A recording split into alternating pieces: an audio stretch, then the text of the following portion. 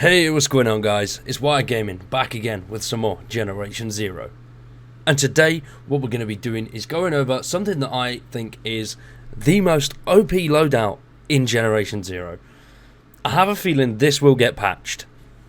Pontus has said before on a live stream that the weapon that I'm going to be using is so OP, he does think a patch will come for it eventually, just to nerf it a little bit because it's insane. But whilst they're not fixing it, and, you know, there's no updates for a while, apparently, it's going to be good. It's going to be fun to use. But before we do that, make sure you subscribe to the channel, because we've got plenty of Generation Zero to come. And also join the Discord if you haven't already. It's down in the description below. Go all the way down to the bottom. Join the Wide Gaming Discord. We got loads of fun stuff on there. Loads of people that like to play together. And I pop in every now and then and say hello to everybody. And occasionally we end up playing a couple of games and having some fun. But with that all being said, one more little announcement and then we'll move on to the video. Now, if you haven't already heard or seen, then you won't know that I am dropping down to one Generation Zero video a week, just for the time being, as there's no updates scheduled until after summer, which could be a good 3 to 4 months. So for the time being, just one video a week, because otherwise I'm going to run out of ideas and I'm just going to be peddling random shit.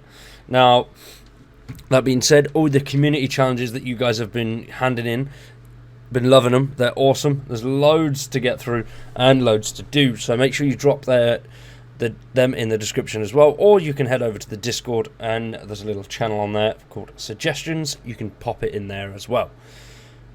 Now, with all that fun stuff being said, oh, and Twitch. I forgot to mention Twitch in the description below. That will continue. Generation Zero will still be on there, so it's still 2 GZ videos a week, just one on Twitch and one on YouTube. That'll be Tuesdays at 8 PM BST, and then the other Generation Zero video will be on Saturdays at 7 PM BST. So, that funky stuff being said, I've rambled on for a little bit. Let's jump in. I'm going to show you this funky ass loadout. For this funky ass loadout, you will need a PVG. It doesn't have to be experimental. You will also need the experimental AG4. This one has to be experimental, and potentially an experimental capist. Doesn't have to be experimental, it just needs something that takes 9mm SMG rounds. Now, they are the 3 main weapons, and for the sidearm you will need a Moller. Alongside that, you're also going to need something else. You will need, potentially, depending on the loadout you want to run, 9mm handgun heat ammo, 50 BMG explosive ammo, 7.62 shock ammo, and where is the other one? Oh, it's gone. 9mm explosive ammo. So they're the ammos that you're going to need. We've gone through. So for starters, the 50 BMG explosive ammo is an absolute godsend. It is so cool. It does take a while to blow, but if you're going up against the bigger machines like tanks, harvesters, this ammo is really extraordinary. It's not all too useful against the smaller guys, which is where our secondary weapon comes in, and I will show you that in just a second. Let's wait for these to go big bang bang, big bang bang, bing bong bing. It does take a while for them to blow. Once again, is why you want to be going for the bigger machines, because if you shoot these at a hunter, more than likely the hunter's going to be dead before they're actually blown up anyway. And then you also want the AG4 with shock ammo. Now, the reason for this is because the electric arc is also flammable, which is very cool, and it adds this sort of goldish sort of colour to it. Whereas if you just use the the shock ammo as standard, you get like a blue arc effect instead of the orangey fire one, which is very, very cool. Then for your sidearm, with the Moller PP, this is purely for you. This is not for a combat situation.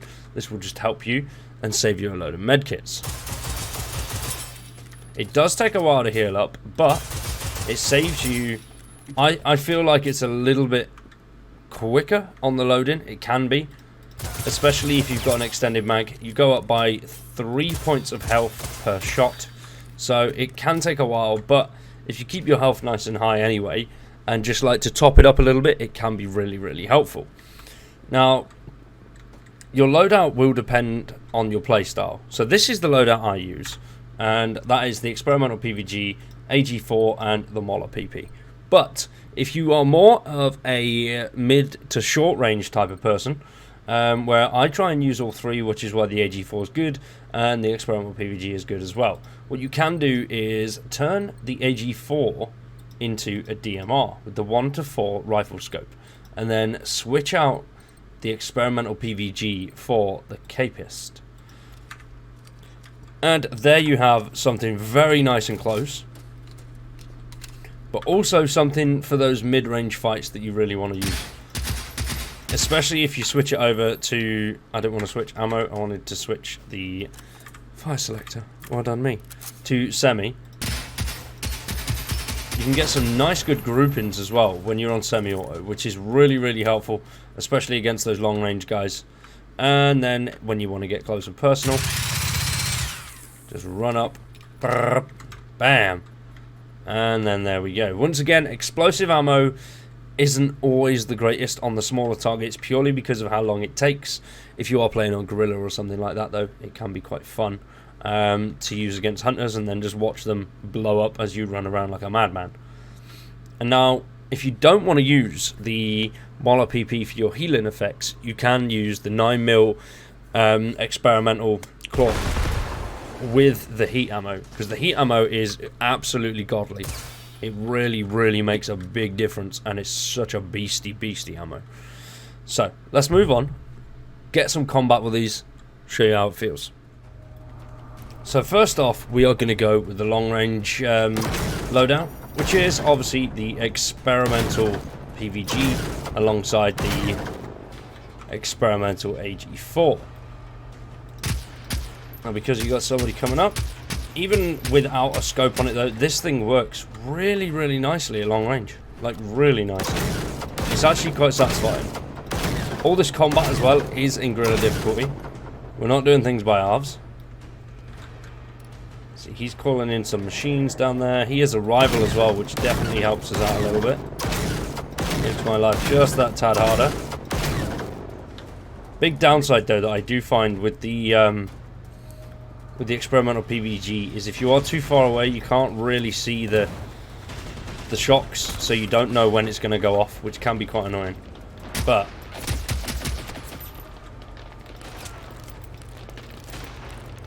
see, as we can see there with the PVG, because we've got rounds that just go through and through, sometimes they will go straight through an enemy. It works really nicely if you've got several enemies behind each other. But sometimes it will just pop through and then it's a pretty pointless effort. See, as you can see there, they've all sat by this one here, which is really helpful. There we go. Right, one of them down. Use this, the AG4, which is by far the most OP weapon I have ever seen on this game, other than obviously the the rocket that we had. Just everything drops, like, almost instantly, which is so damn cool. So we keep going through enemies as well. But when you've got a big old group, it works really nicely, because you can also just shoot towards the floor, and then you've got a few exploding points that will sort of help you out and back you up a little bit later on, which is actually quite nice.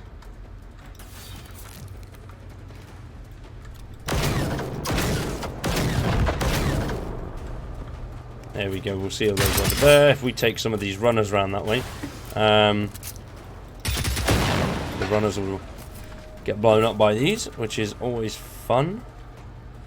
And also, as you can see, they're all spiked. They've been hit with the electric and a few of the exploding shots. So I just wanted to run over this quick. Hopefully the timing is right. You can set, when you've got the timing perfect, you can set some really cool traps. No, our timing's off. Never mind. Boom! There is a slight chance as well for you to get an explosion on impact, which, once again, with a group, works so well. So cool. Got him. Right, so, should we try a little bit of CQB with this loadout? I think we should.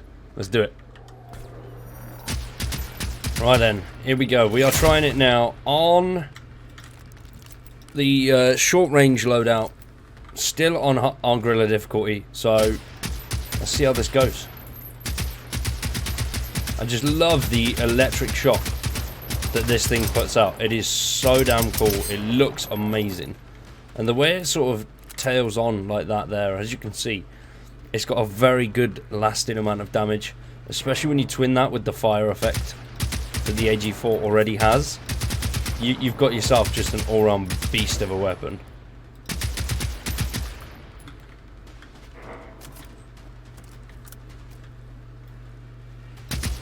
Oh. Get out the old... Oh, that's already dead. Where's that Harvey gone? There he is. He's right up top there. He's just chilling.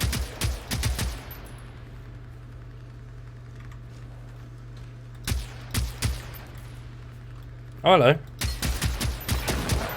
Good night, my son. Look at the electric still arcing over there as well.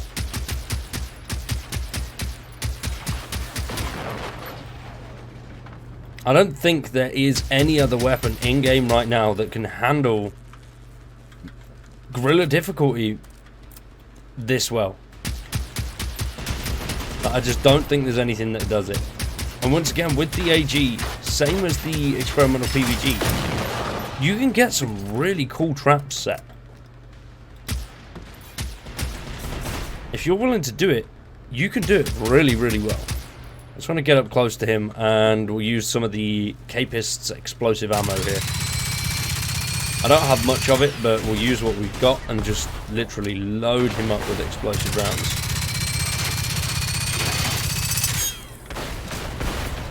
As you can see, he's just going bang, blowing up everywhere. It is so cool. So that's all the explosive rounds out. Back to normal. So let's switch back over. The explosion sound effects as well from the ammo is so damn cool. Like, so cool. I love it. Definitely one of my favorites. Once again, getting out that good old Moller. I agree, it's for people will comment it and say it's pointless, it's not the fastest. No, it's not the fastest, but it's good to save you some ammo, meds. That's the reason I use it. It saves on the meds. I can stock up on normal and the better variants. That 2 uranium that it costs you to make those 400 rounds, for me personally, lasts me a lot longer than it does the experimental medkits.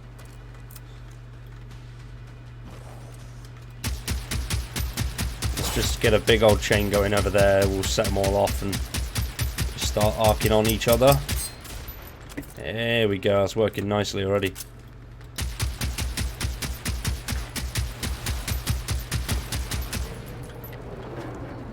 Right, he's down. One down. Let's switch this over to auto.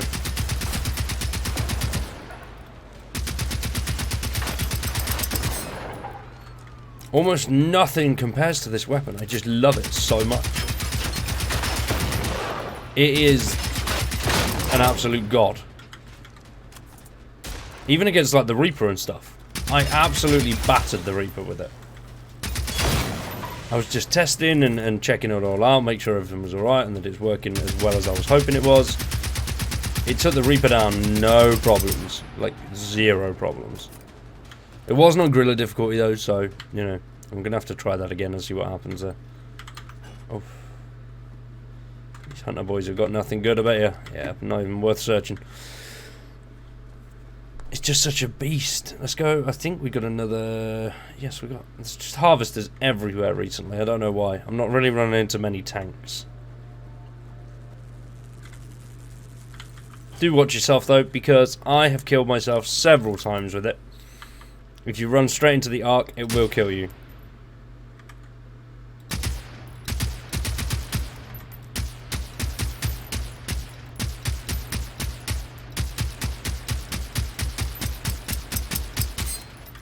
The recoil as well on this, especially if you're playing keyboard and mouse, is so easy to control.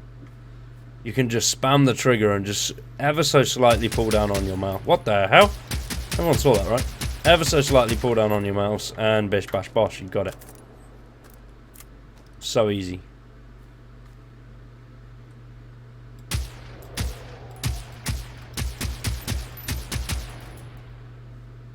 It's just a godlike weapon. The ammo has just...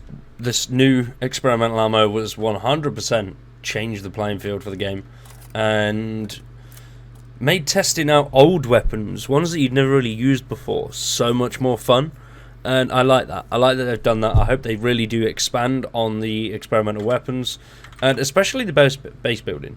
I was hoping we'd see a few updates of base building, maybe even like one a month, just to add extra bits or maybe a different mode. But obviously, after what we learned on the stream, that's not going to happen anytime soon. When that will happen, I don't know. So we've got a tank there. Let's take him out as well.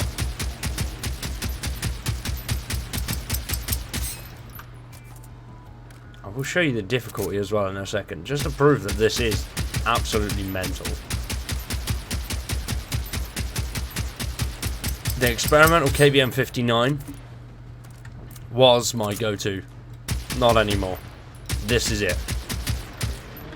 On guerrilla difficulty, that guy didn't even get a shot off. The shock sort of stuns them a tiny bit, which is so good. You can just hold them down in the same position and just keep pounding down fire on them. Granted, it's a little expensive to make with the cost of 2 uranium. You only get, I think it's 400. But, you know, that 400, just pick your targets, will go a long way. If you're not willy-nilly spamming it and you're actually hitting everything, you'll be fine. Oh, that hurt.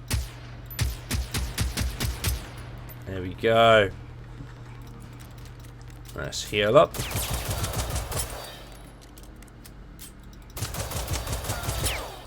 There we go, that's all you need. Bish bash bosh, up to halfway. Let me just prove a point quick. I know some people might say it's not. A guerrilla. Oh, so much fun. But for today, ladies and gentlemen, that is it. I hope you've enjoyed. I have enjoyed. It's been fun using and testing this weapon. I've had loads of fun with it. Now, if you are a fan of Generation Zero, make sure you subscribe to the channel, drop a like on the video. I'd really appreciate it. But for today, ladies and gents, that is it from me. Thanks for watching. I hope you've enjoyed, and we'll see you in the next one. Peace.